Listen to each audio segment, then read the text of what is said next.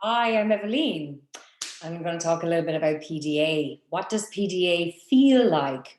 The discussion around PDA, pathological demand avoidance, and autistic people in general often focuses on behaviours and what other people experience rather than on what autistic people with a PDA profile feel and experience.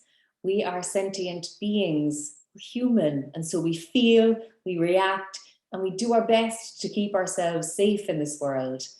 When we're autistic, we experience more negativity because autistic people are part of a marginalised community and marginalised people are not treated equally. So, how can you see things from a perspective of from the perspective of a PDAer?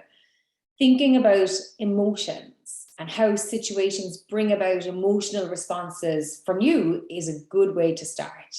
So let's do that. Remember when you were a kid and you might have been eating a packet of sweets, your very favourite packet of sweets. Someone might ask you for one when you opened the pack and you gave them one very willingly. But remember what it felt like when someone asked you for a sweet when you'd only one left? The request is the same. In both instances, the person's asking you for a sweet. Why does it feel different the second time to the first? Does it feel more demanding? Like they're asking more of you because you've only got one left now? To them, they're just asking you for a sweet, but the circumstances have changed for you. Now there's more involved. Why is there more involved? Because you've built up a sort of relationship with this last sweet. You're emotionally invested. You've been looking forward to it. You've counted on eating it. So it feels like they're asking you for so much more than just a sweet. They're asking you to give up more now because there's added disappointment that you won't get to enjoy the last sweet. The experience of eating the packet of sweets has changed for you on an emotional level, and you need to process that and readjust if you're going to hand over that last sweet. This is why requests can often sound like demands for us PDAers. We're emotionally invested in things going to our plan.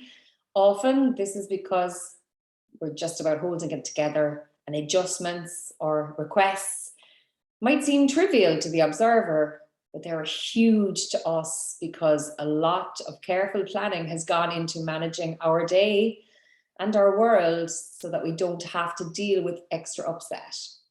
Asking us for that last sweet might make us feel like we're a bad person if we don't do it. It might make us feel full of fear and anxiety about making the right or acceptable decision.